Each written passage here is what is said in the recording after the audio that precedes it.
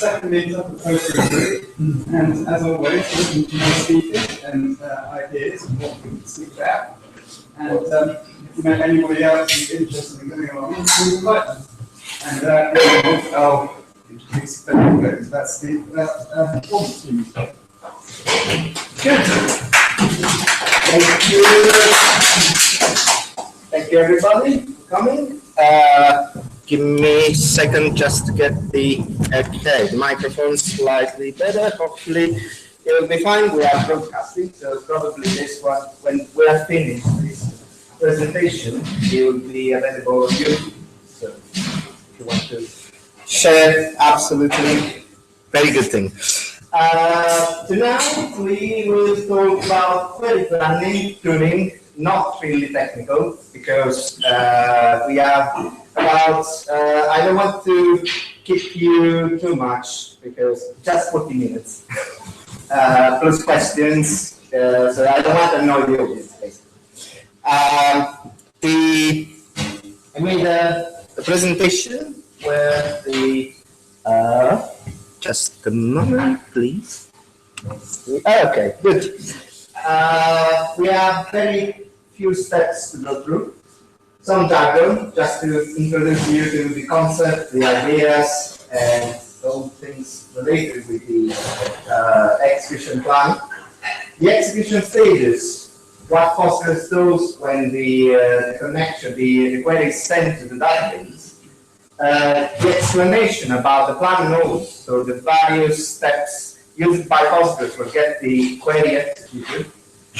Explaining action with some description. Basically, the idea, the question is why Postgres is not using my index. Yeah, I see.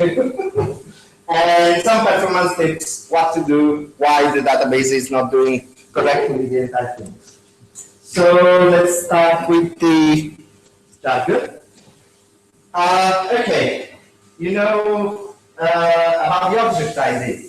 This is the internal identifier for any object for Postgres.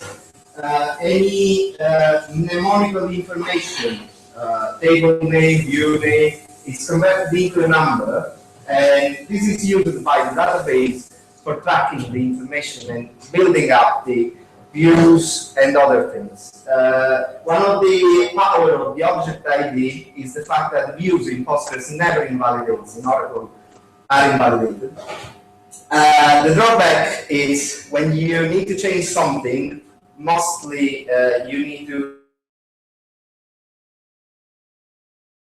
stay consistent to any change related to the mnemonical names. Plus, any relational object, table, index, view. There's a strong object relational concept inside Postgres. Actually, Postgres is a object relation database, not really a relation database. Execution plan, how to attribute the table fields. Execution plan, the steps required for executing query. Plan nodes, execution plan steps. It can be a simple sequential scan, it can be something more complex. They are fixed, hard-coded in Postgres. Every new release adds new plans, new plan nodes. And now there's a big amount. CBO, cost-based optimizer, is the way Postgres optimizes the queries. The old version, the old databases were rule-based. Postgres estimates the costs and generates estimated plans accordingly to the cost. The cost, what's the cost? It's an arbitrary number used to determine a score for the plan nodes. It's something often people relates the cost with the CPU usage. It's not really. It can be anything. It's a number. Take it for good. And this number can be tuned inside Postgres. Execution stage. Let's start immediately how the query passes through the various steps. When you send a query, it can be a select now or select from 10 tables or just an update or even the function call passes through few stages. Syntax validation, query tree generation, plan estimation, and execution. Every step causing an error aborts the query execution. The reason why those strict passages are created is because Postgres need to be absolutely sure the query is valid, the information is valid before starting processing something that basically even passing through these steps have a massive cost for our system. Syntax validation. The query parser nothing related with the information in Postgres, nothing related with the relation, no transaction IDs generated. It's only on the client side. It just validates if what you've written is syntactically correct for the SQL point of view. Why this thing has been chosen? Because getting the access to the system catalog requires a transaction ID.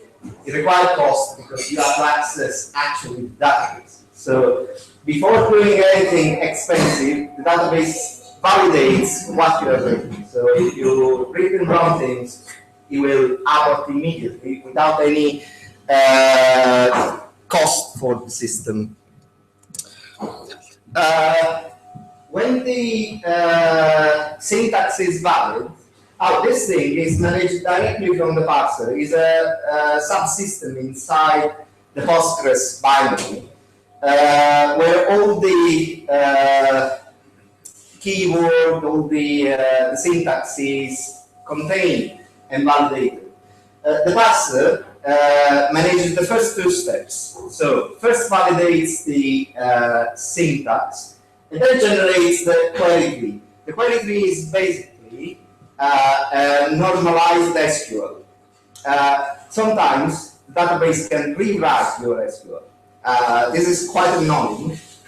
For example, if you select from a set of values, the database rewrites those values like an array and generates encapsulates the array inside an any function, because it's much more efficient for the database to manage this sort of things. You will see this thing inside the execution plan, how the database works.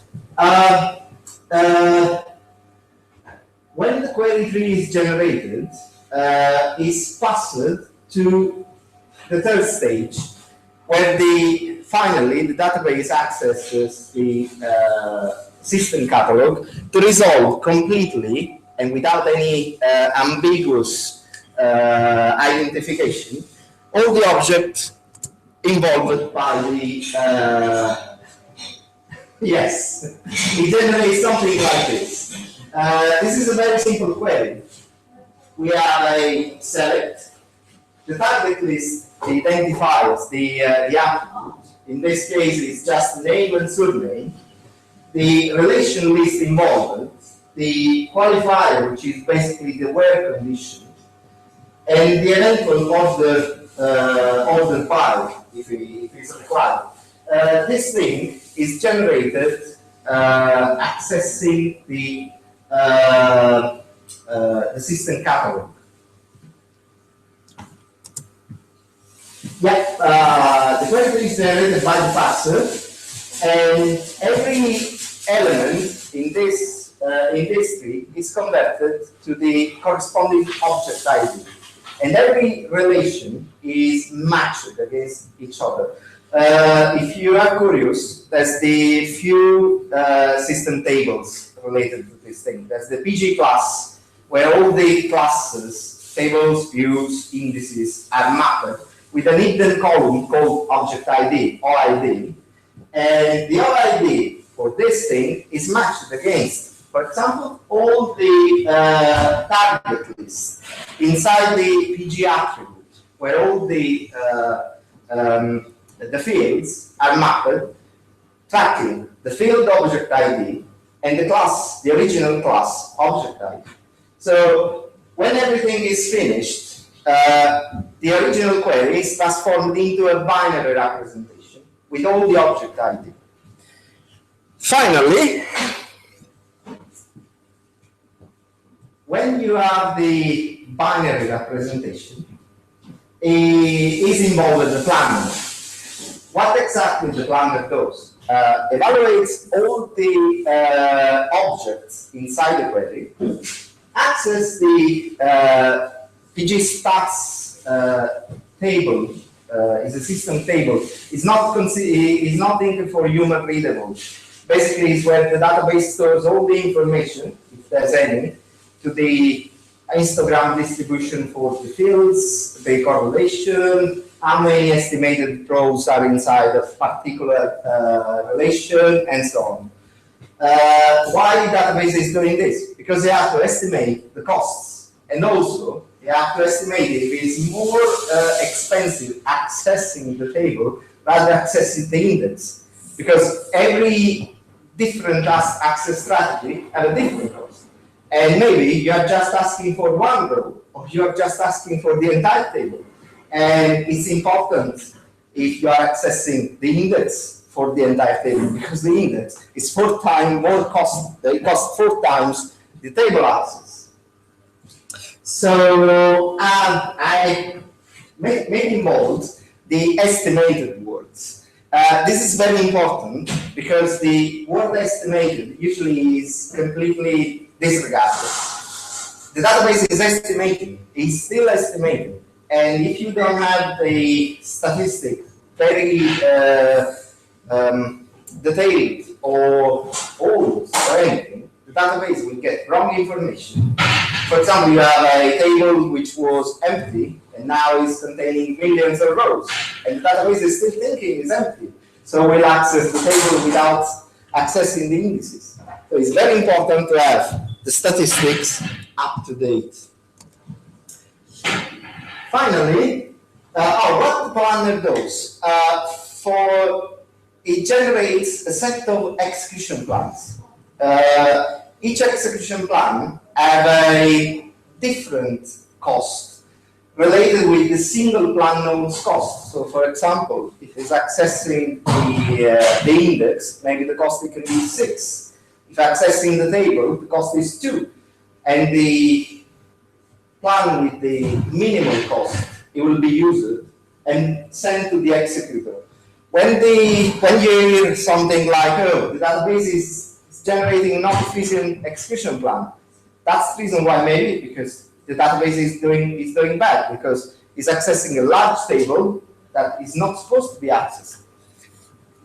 And when the executor gets all the steps are executed in sequence.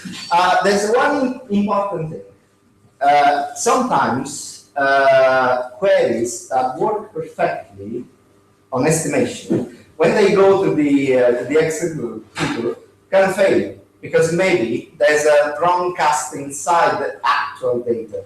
Before running the execution plan, the database, it doesn't know what's inside. Absolutely, it doesn't know what's inside the single blocks. And if it fails at this level, it's not really simple to get the fix. It needs to be investigated massively.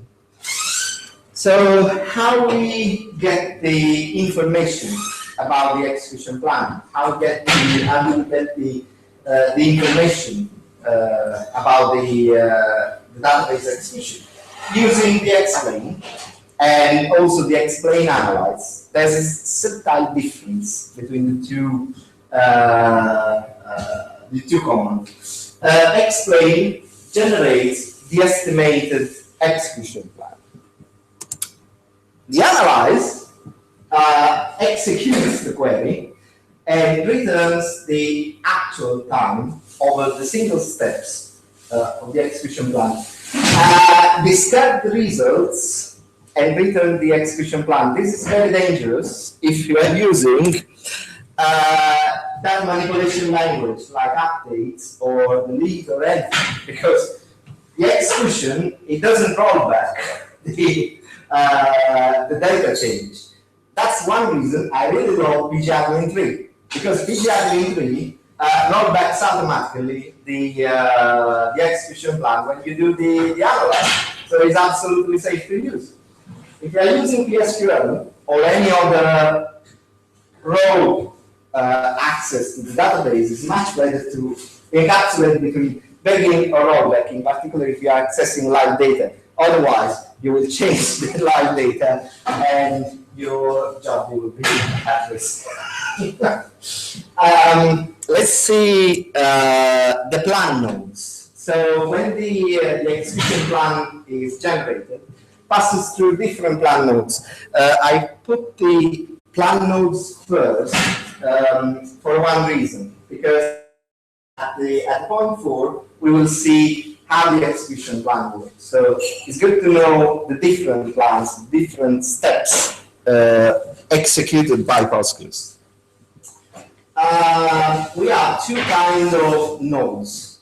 The scan nodes, which basically access the data through the table or indices, and join nodes when you perform a join between different relations. A scan node is there is at least one scan node constantly in use, which is sequential scan. Basically, start from the beginning of the relation, read all the blocks in sequence, and discards all the matched rows if there's any where condition.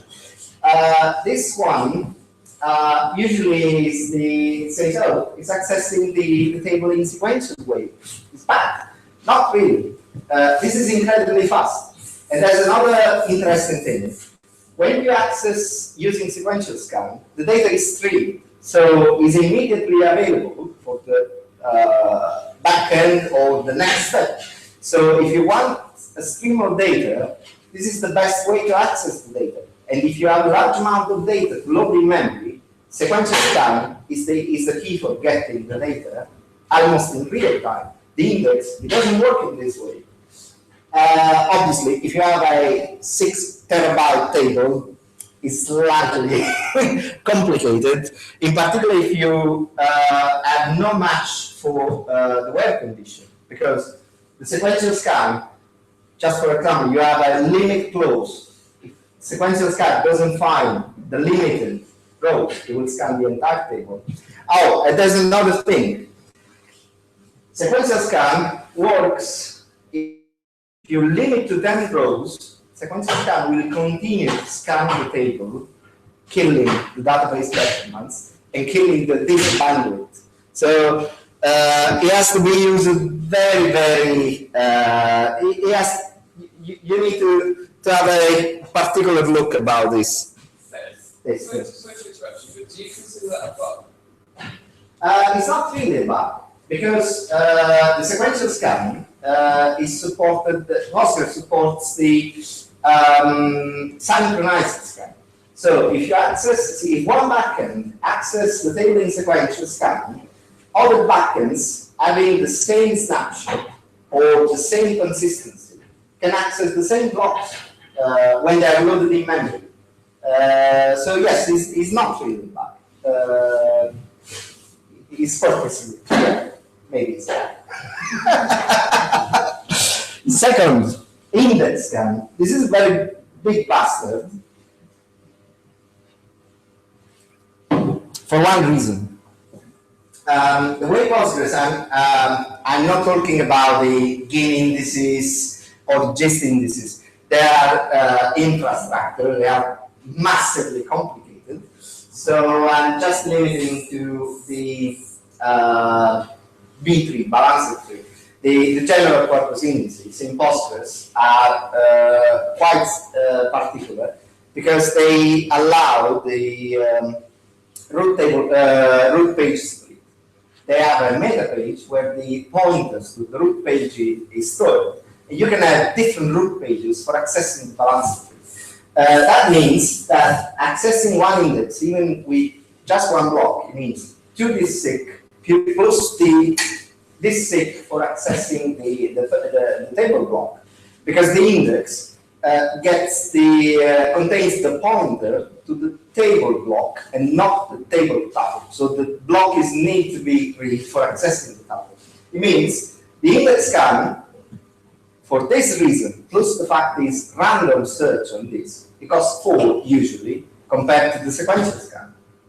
So if the information is limited, is a small amount of data, the index scan usually costs less than the sequential scan. But if the table is composed by just one block, it's much faster to get just that block and read using sequential scan. That's the reason why usually for small tables the indices are completely useless. There's one point that there's another thing. The index scan returns ordered rows, sorted rows. So if you put an order by, there's no need for getting the sorting memory on disk. The rows are already sorted. This is an interesting thing. 9.2 introduces the index-only scan, a long-awaited feature. What's the problem with the index scan before the 9.2? As I said before, you get the pointer to the block and you can get the tuple in memory. The index-only scan carries all the index, the entire information you need. Obviously, you have to limit your select to the indexed values. That's the reason why select star is one of the worst things can happen on the database, because it prevents the index-only scan. The cost is slightly lesser than the index scan, but is still considered like an index scan, complete index scan. So there's no difference into Postgres in terms of cost between the index scan and the index-only scan. Even this one, obviously, written sorted rows. Finally, this is one thing introduced with an 8.2 long time ago. I love this bitmap index and deep scan because they are a fantastic compromise between the index scan and sequential scan. It's also the general access to the GIN and GIST indices. Usually, the access happens through bitmap index scan. How it works? The index is read sequentially without following the blocks inside the index. In memory, it's generated a bitmap with the tuple occurrences where the index is matched. And finally, the pages are rescanned for getting the information. Usually, the cost is half of the sequential scan, and is 1.5 to the sequential scan, and half of the full index scan. So usually it's considered 2 as value, as cost access, the full index scan, full bitmap index scan. There's one drawback. There's no order, no sort. So if you're getting the bitmap index scan, you have an ordered by or a joint node where the is needed the sort. You will get the sort in memory or disk or whatever it is. With all the bad that sort can generate. Yes, finally, the sort operator. The sort operator is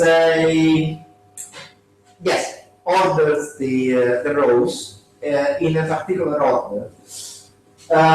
Usually is triggered by the order by, unless you are using the index scan. And it can happen in 2 ways, in memory or on disk. What is determining the memory or disk is the working memory, workmem parameter. It's quite strange the way this thing is triggered. It's determined by the free memory after the initial table scan. or the initial sequential scan. If the memory, if the word memory is exhausted, it will switch to disk using a multi-tape algorithm. I read something, I try to read the source code, mind-blowing. And yes, if it's in memory, it's much better. The 9.3 and 9.4 improved massively the way the memory is evaluated. Before the 9.3, even giving massive amount of memory, the word memory, will result in sort on disk, even if the table was small. Now it's much better. The restore on the 9.4 is hundreds of times faster than the 9.2. It's fantastic. Join nodes. When you get two tables, inner join, left outer join, anything, just limited to the basics. There's a lot of more that I don't want to state too much. I want to see you show me something. The join nodes basically match the tuples returned by a certain scan node with another one. One of the most stated, probably, is the nested loop. The nested loop basically gets all the matched rows on the left and executes the scan node on the right. For example, you get a primary key scan for getting 10 rows on the left and scan sequentially a table for 10 times because on the other table, the matching row, the search filter, there's no index. So doing performance tuning using the nested loop sometimes is simple because you just need to find out where is the bottleneck. But sometimes the bottleneck is in other places, not really. Obviously, one nested loop with just one loop can be expensive or not expensive. It depends by the execution plan. We will see shortly. Hash join, this is the user, the join node of choice when you're loading large amount of data. We use it constantly. Hash join. Basically, the table is read, generates an hash join, destroys the CPU in the meanwhile, gets another table read, and the hash is matched against this table for getting the rows. There's two interesting things about these two operators. There's no need for sorted data, which is quite good. This one, merge join, where the rows are merged in memory, require the sort. So accessing by index or doing the sort after the initial scan, it depends by the database. What's the initial scan? Let's see, explain in action now. Everybody knows now how to read the explain, right? So yes, basically I created a very simple table with a unidentified serial. Serial is the short for integer, not null, with sequence attached as default value. It's very, very handy. And v value, character bank 50, just to store random data, MD5 random data. Yes, this is the insert basically, just inserting 1,000 rows, very, very small. Generate series is very useful as function. It generates a set of record from 1 to 1,000. It's useful for populating very, very quickly the tables, just for test. MD5 random text as value. So let's generate the estimated plan for one row result. Explain select from test where IID is 20. This is very interesting because this part, sec_scan, is the plan node. In this case, it's just one plan node because I have one table and I have no indices on the table. On relation, cost, number of rows estimated, and the estimated width invalid for the rows. If you look there, there's the filter. is exactly the same I put there, and we have two numbers for cost. The two numbers are the startup cost and the completion cost, the total cost for the operation. The startup cost is the cost required for delivering the first row to the next step on the backend. In this case, it's estimated as 0 because it means, okay, I will get something. I don't know how the table is organized. I haven't run no analyze on this table, so the database doesn't know. So it's probably estimating in 0 cost. It will deliver in the first row. And also, it's estimating it will return just 3 rows, not 1. But we know there was just 1 row with the ID. But the database it cannot know because there's no primary key. There's no unique key on the ID. The explain analyze is slightly different in badly formatted, sorry. Still returning the cost estimated plus the actual time, which is basically in milliseconds, 0.022 milliseconds for the first row, 0.0262 for total rows. That's interesting. But it's returning 1 row in just 1 loop. In 1 loop, it means 1 sequential scan on the table. Why is returning the startup cost is different from the total cost? What did I say before? Sequential scan. Sequential scan works whether it's doing the database. So returns 1 row. The database it doesn't know this is just 1 row because there's no index. So the sequential scan will continue.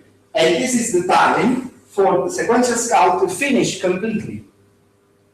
But it was waste of time, waste of CPU, waste of everything, because we are getting just 1 row. Oh, another interesting thing. How many rows were removed by the filter? 999. And this is a new feature, I really love it. It's the planning time and the execution time. It gives you the idea how much the database is spending for generating the execution plan rather executing the query. In this case, the planning time is very small because it's just 1 table, nothing complex. The execution time is slightly bigger than this for 1 reason. The passage through the backend and the eventual passage through the network or through the socket. So the time, the difference in time is the time required by the backend to deliver the information, the row to me. Let's add an index. Let's add an index, not primary key, just an index. So create index, blah, blah, blah, on the table. And rerun again the explain analyze. So it's slightly different, plain bastard. Index scan using IDX and t-test cost is changed because the index is considered more efficient in terms of oh, there's another interesting thing. I didn't run any analysis on the table, but the table catched immediately with the index. This is something I discovered a long time ago. When you create an index on the table, the database is like it's performing some sort of auto-analyze and stores the information already for the next execution. So mostly of time, when you create the indices, there's no real need for running the analyze. Of course, if you run the analyze, it's much better. But adding the index works interestingly. Oh, there's an interesting thing at this point. It's irreversibly faster because the average time is exactly the same. The index being ordered, being organized, being something more complex than the table is stopped immediately after finding the leaf node with the information. So the startup and the total time is almost the same. That's funny. The planning time is much bigger than the execution time. Not 2 milliseconds. The execution time is 10 times smaller. So why? Why? Because the database had to choose between two different execution plans. So I had to generate two different execution plans, evaluate the cost, and this is the time required for more planning. But anyway, several times faster. So, okay, don't bother. One thing I missed, I didn't put because, yeah, time is limited. Postgres comes with the exact generation for the execution plan, but also with genetical algorithm for generation of the execution plans. When you have, yes, it's crazy, I know. When you have more than, by default, it should be 12 relations, the number of combinations for generating the execution plan, it becomes massive. So the database switches from the exact generation to generates random execution plan, builds up some sort of genetical relation between the execution plan, and gets the, not the best, the most similar to the best. But the planning time is much, much better. Now let's try to cheat the database. Why I is not using my index? It's not using my index, the bastard. But because the database is right. The index with this web condition is absolutely useless. It will cost more because I'm asking for 998 rows, not just 2. I'm asking for the entire table. I'm skipping 2 tables. I remove just 2 rows. So the startup cost is similar to the previous because it returned to the execution plan with the sequential scan. The planning time is much better because the database has no choice. It's just evaluating. Okay, you're asking for the entire table. I don't even consider the other execution plan. Go straight forward for the sequential scan. Now, I will show you how to force the index scan for saying what's the difference in terms of speed. This enable sec scan off. This is a very useful. Postgres, it doesn't have the ints like Oracle. In Oracle, you can force the usage of an index, or you can force the usage of a sequential scan, full table scan. It's called in Oracle. In Postgres is not enabled this thing, very good thing, because the good performance tuner doesn't use the ints. But it's possible to turn off something. So what did I say before? Sequential scan. So enable sec scan set off. Or if I want to turn off the index scan, enable edx scan, idx scan to off, and so on. There's a big bunch of parameters called enable underscore something to turn on or turn off the different plan modes. So database says set. Oh, this is per session, so it doesn't affect anything. You can work without any problem. Explain analyzer. Let's start from t-test. Blah blah blah. At this point, the database says, "Oh, you disabled me the sequential scan." So let's do the index scan. The index scan, the cost is much higher because there's all the random access with the access to the table rows. So for each leaf node, there's another disk for getting the equivalent table. And the execution time is higher. The planning time is quite similar because I have excluded the other option. So the database, even in this case, the database goes straight forward to the index scan. So why is not using my index? Because the database is doing right. Very simple. Now, well, not bad. I just have 2 minutes. Not bad. I wasn't too much bad in terms of estimation. So performance tips.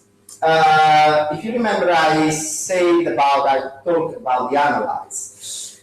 What the analyze does? The analyze gathers statistics on the database, tables, or all tables. It depends what you want to do. For example, if you say analyze table table name, analyze table name, it will read just from the table.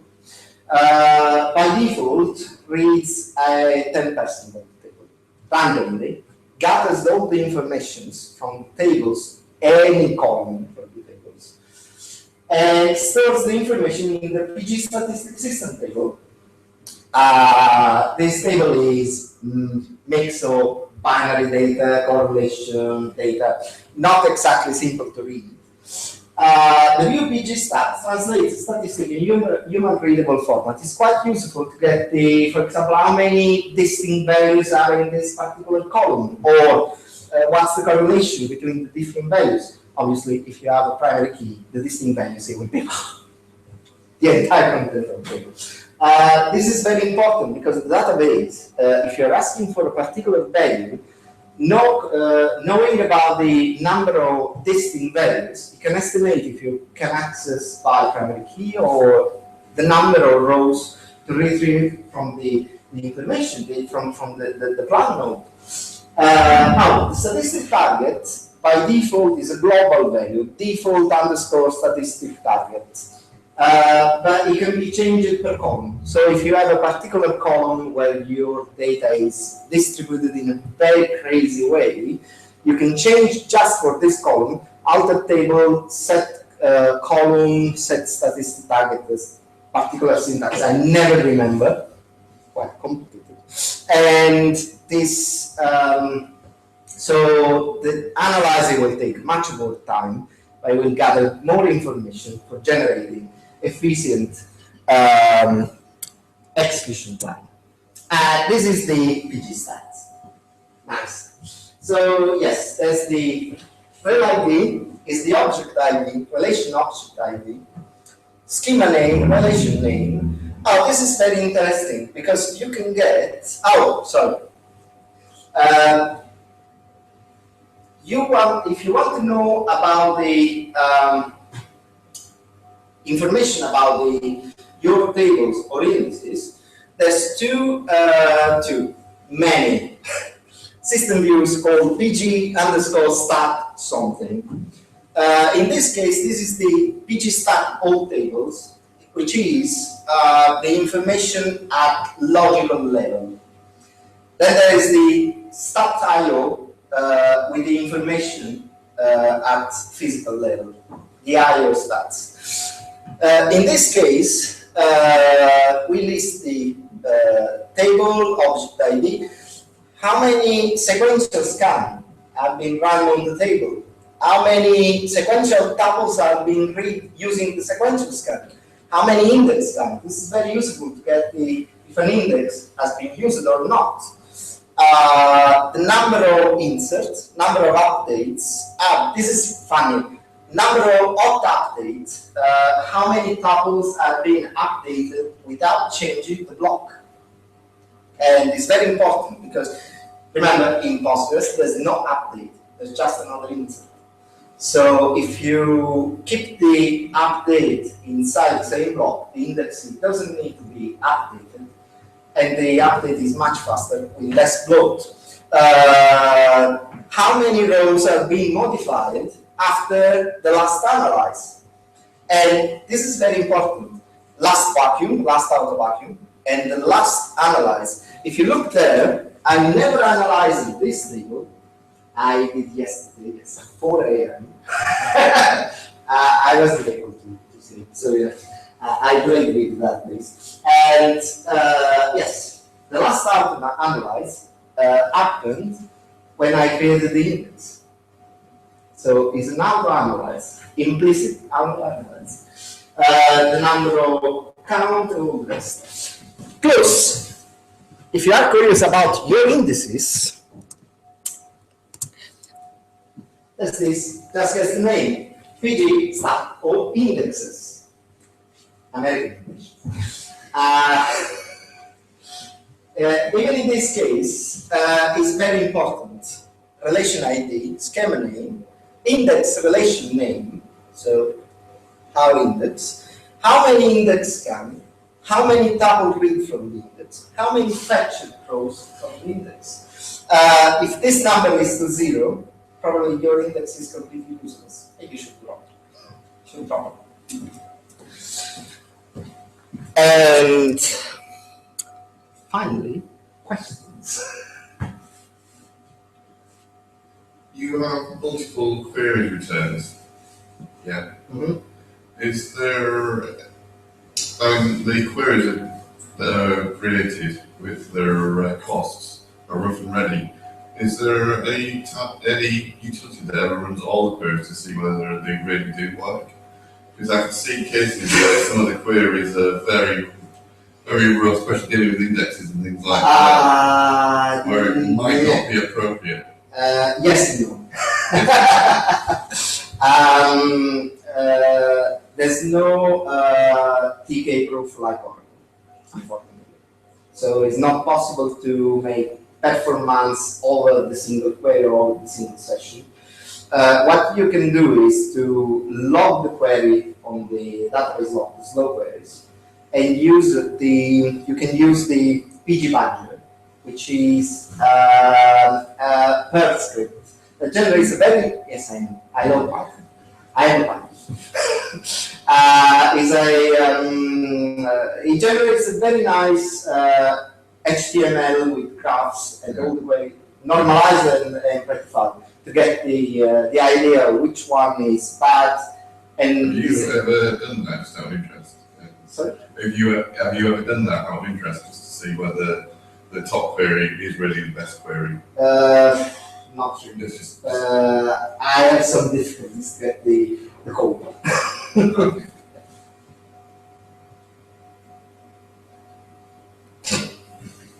Object ID is 4 bytes, but you can have more than 4 billion rows in a table. So what happens if the object ID can't represent each row individually?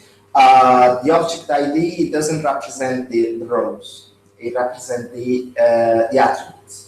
Before the 8.0, I think, up to the 7.4, the tables were created with object ID. So for each row there was an object ID, but the object ID is a complete waste of elements. Improperly in the past it was used mostly by people moving from Oracle to Postgres as a primary key. The problem is that being a 4-byte integer wraps, and then the primary key is completely screwed up. So no, usually the rows now are completely, they are without object ID. We have one table is still with the object ID. Yeah. Side stuff. Yeah.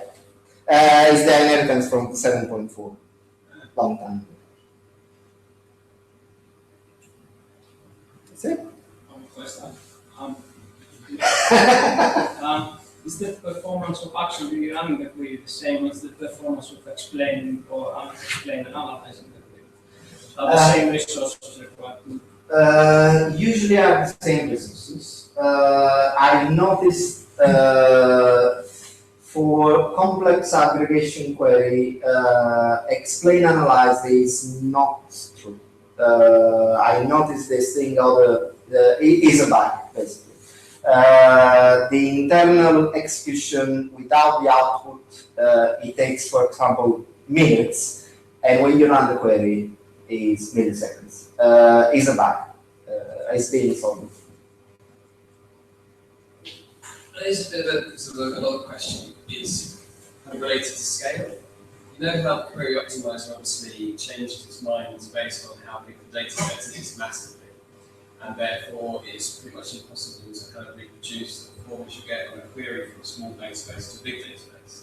But is there a way that you can, this is only a theoretical idea, but could you conceivably corrupt or manipulate your statistics data to create a similar performance sort of artifact on a smaller data set?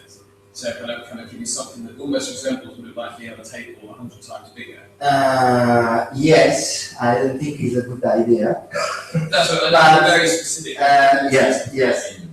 You know what's the problem? Even if you access the data in that way, you will never get the same timing. So you never reproduce. You never reproduce the time for the access. The only way to do probably is try to simulate the same latency, having the latency at different scale. So if you have for example, the Diffusion I/O, which perform pretty well, but with large data and bottleneck in any case, maybe using a portion of the data with slow disks can represent the same thing. One thing is possible to do is to tune down the database to consider the different SIG on disk, similar to the faster kind of disk. For example, by default, the sequential read is 1, the random read, index read is 4, on SSD is 2. So changing this value, it will generate the, and there's another parameter is called effective cache. Don't remember, is not really an operational parameter. It's just an estimation parameter, and you can force the database to assume there's a big amount of memory, so the indices are more efficient to be used because they can be cached more efficiently. So working in this way, instead of corrupting the statistic, it's possible to cheat the database to think differently. Is there a nominal form, shall we say, for the query? Basically, one form of the query that you can generate always quickly, and use it as a test case? Not really.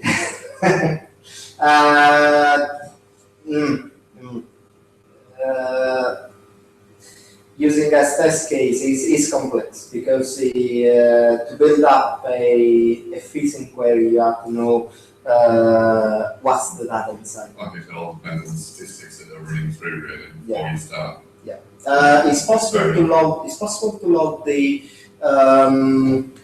plans.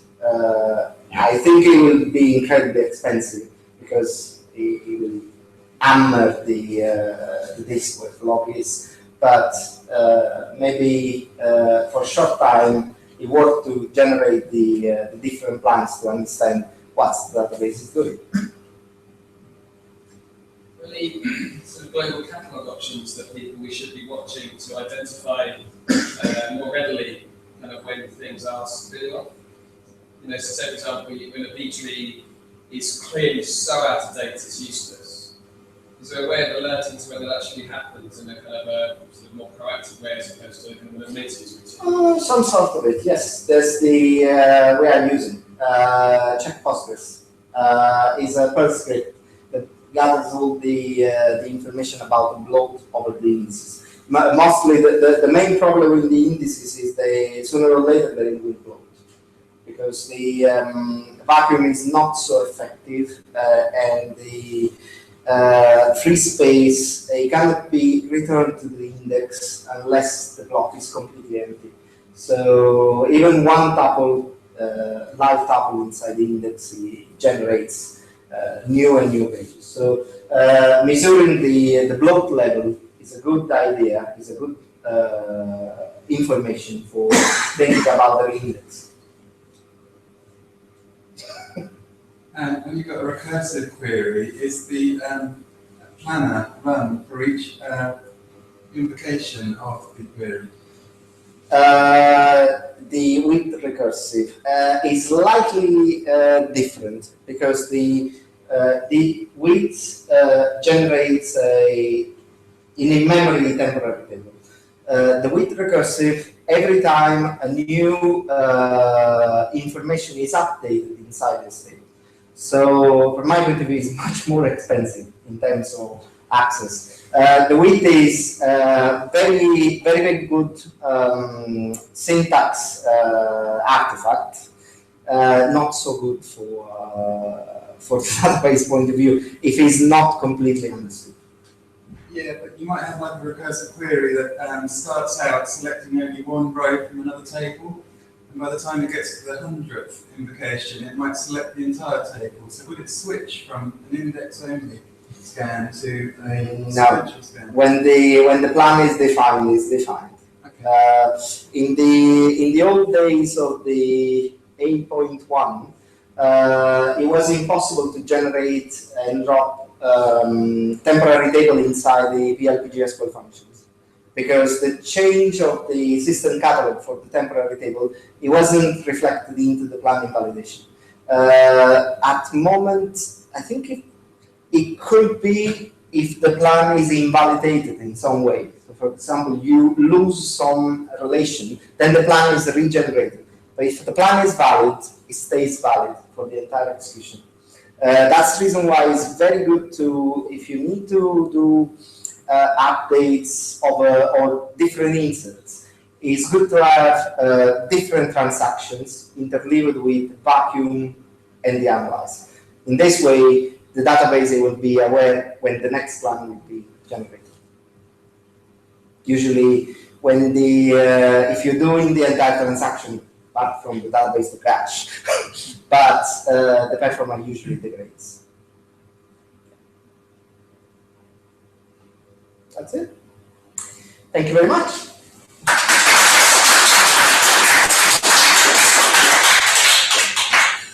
Okay, stop, bro.